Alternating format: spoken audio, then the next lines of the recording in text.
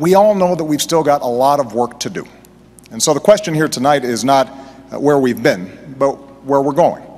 Obama tror ikke, at skattenedsættelser til de rige vil skabe arbejdspladser. Han vil have fokus på bedre produkter, som skal forbedre eksporten. Han vil give skattenedsættelser til de fattige, ikke til de rige. Collegeuddannelserne skal ikke være dyrere.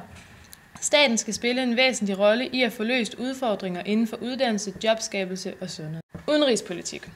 Obama vil overholde USA's forpligtelser over for Israels sikkerhed. Han vil samarbejde med FN om at bekæmpe Irans bestræbelser om at udvikle atomvåben, har brugt sanktioner og særlige operationer i stedet for invasioner til at udøve amerikansk indflydelse. The answer is yes, we can help, but it's going to take a different path. Romney vil give skattelettelser til de rige. Det vil skabe flere arbejdspladser og mere vækst, mener han. Han vil fjerne Obamas sundhedsreform. Han vil kun investere i sikre føderale projekter. Han har en 5-punktsplan, som vil give 12 millioner arbejdspladser.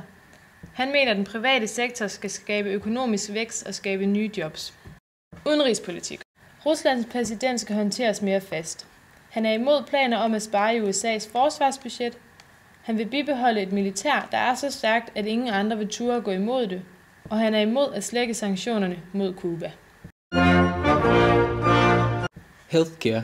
Sundhedspolitikken, som på engelsk kaldes healthcare, er det sidste af de 3 vigtigste emner i 2012-valgkampen. I Danmark tages sundhedssystemet ofte for givet, da skattekronerne dækker det, men sådan er det ikke i USA. I USA's liberalistiske system er healthcare et emne, der generelt bliver snakket mere og mere om.